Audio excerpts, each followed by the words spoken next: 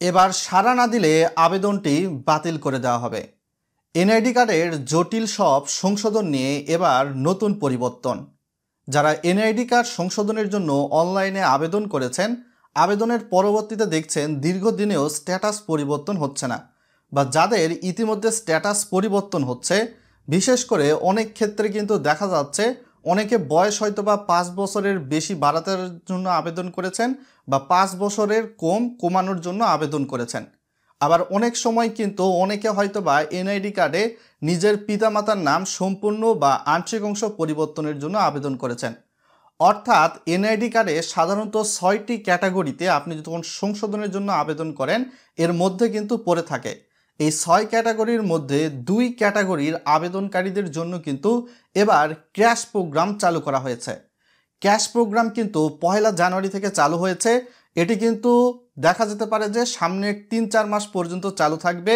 নির্বাচন কমিশন থেকে কিন্তু এই বিষয়টা ইতিমধ্যে একদম নিশ্চিত করা হয়েছে। তাহলে কাদের আবেদনে এবার বেশি জোর দেওয়া হচ্ছে? এবং এক্ষেত্রে আপনাকে কিন্তু প্রথম দিকেই ভিডিওতে বলা হয়েছে, যদি আপনি সাড়া না দেন তাহলে কিন্তু আপনার আবেদনটি বাতিল করে দেওয়া হবে। ভিডিওটি সম্পূর্ণ দেখবেন, ভিডিওটি লাইক করে চ্যানেলে নতুন হলে সাবস্ক্রাইব করে আমাদের পরিবারের একজন সদস্য হবেন।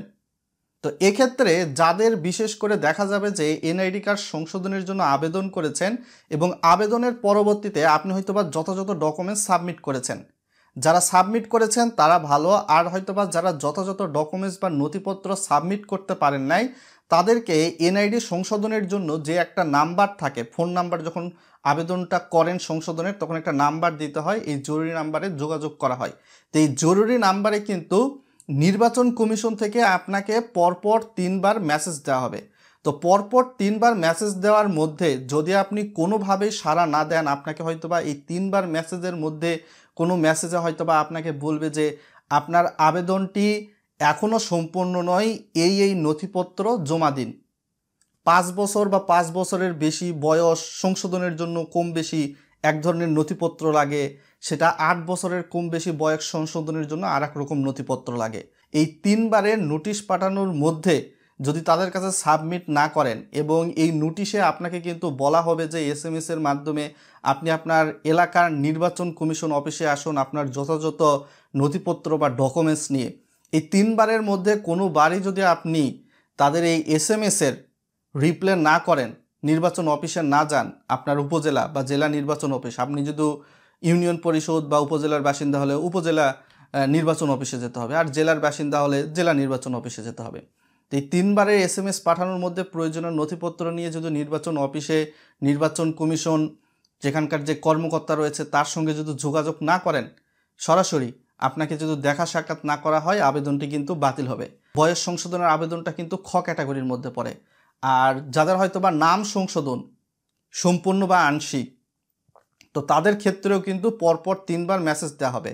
আর এই নাম সংশোধনটা আংশিক বা সম্পূর্ণ পিতামাতার নাম, এটা কিন্তু গ ক্যাটাগরিতে পড়ে। তো তারাও একটু সচেতন থাকুন। যারা সংশোধনের জন্য আবেদন করেছেন, 1 জানুয়ারি থেকে কিন্তু নির্বাচন অফিস ক্র্যাশ প্রোগ্রাম চালু করে দিয়েছে। আপনার ফোনে SMS গুলো চেক করবেন। যারা হয়তো বা এনআইডি সংশোধনের জন্য দীর্ঘদিন আবেদন করেও জুতার তলা ক্ষয় করেছেন, দালাল ছাড়া কাজ হচ্ছে না, তাদের জন্য কিন্তু এটা উপযুক্ত এবং ভালো একটা সময়।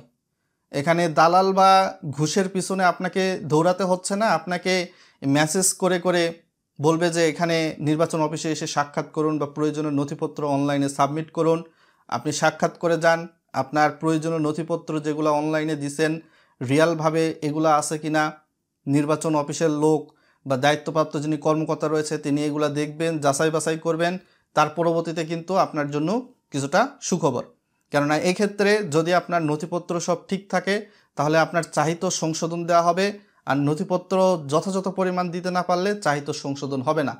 সোজা শর্টকাট কথা, এখানে কোনো কথা ঘোরানোর বিষয় নেই। সো আজকে এখান থেকে বিদায় নিচ্ছি। এটাই ছিল নির্বাচন অফিসের বা এনআইডি কার্ড সংশোধনের একটা ক্র্যাশ প্রোগ্রামের অংশবিশেষ।